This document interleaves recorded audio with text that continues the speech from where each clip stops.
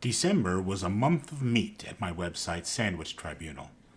And while I hate to repeat myself, I probably don't do enough to let you all know that in addition to these videos, which I do post on multiple platforms, I have written almost 1 million delicious words about sandwiches over the past 10 years. Pro tip, you can read those words and find all those other platforms where I post them, just by clicking a little old link in my profile. So that said, I got one more sandwich from the month of meat to discuss, so let's take a step back in time, to December. Christmas Eve, to be specific. My mom's house, downstate. See, on Christmas Day, we'll feast, my family, on ham with parsleyed potatoes and deviled eggs, stuffed celery, spicy pickles, and cinnamon apples with biscuits, cheeses, olives, all manner of things tasty and good. But on the night before Christmas, at my mother's house, all the critters are stirring. Like busy little mice, all of us, stirring pots of queso and buffalo chicken dip and little barbecue weenies. We're baking bries and slicing summer sausages and preparing a menu of many snacks. To that ample spread this Christmas, I added something new. A pork roast called porketta. That's porketta with a K, not a CH. This is not the Italian-style pork belly wrapped around a section of pork loin, rubbed inside and out with herbs and spices, roasted hard and skin out to develop that crisp, crackling surface, though that would be a great Christmas roast as well. No, instead, this was porketta with a K from the Iron Range of Minnesota, a hard-scrabble spot alongside Lake Superior where immigrants came from all over Europe over the first half of the 20th century to dig other men's wealth out of the ground.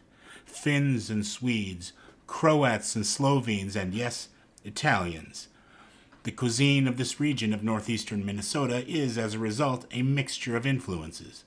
Cornish pasties, sweet Slovenian bread called potitsa, stuffed cabbage rolls and sauerbraten, the spicy minced meat sandwich spread they call South American, and porchetta, similar to the Italian porchetta, but different. Like many a crowd-friendly pork recipe, it uses pork butt rather than belly or loin.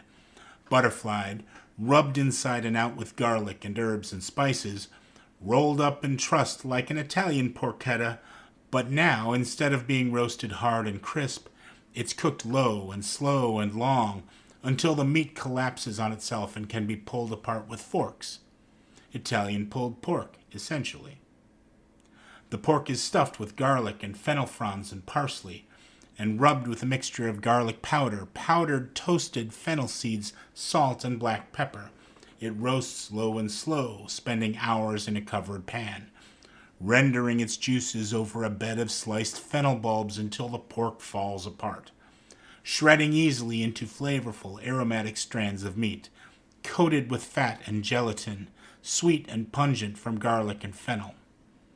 I served it along with Kaiser rolls and hard rolls, 3 kinds of mustard, roasted red peppers, and mild banana peppers for sandwich making. The sandwich is simple. Just meat in a hard roll, maybe some mustard, perhaps some peppers. I used Coleman's English mustard, I like that sinus sting, and banana peppers. The sweetness of the roasted red peppers would complement the fennel flavor, to be sure.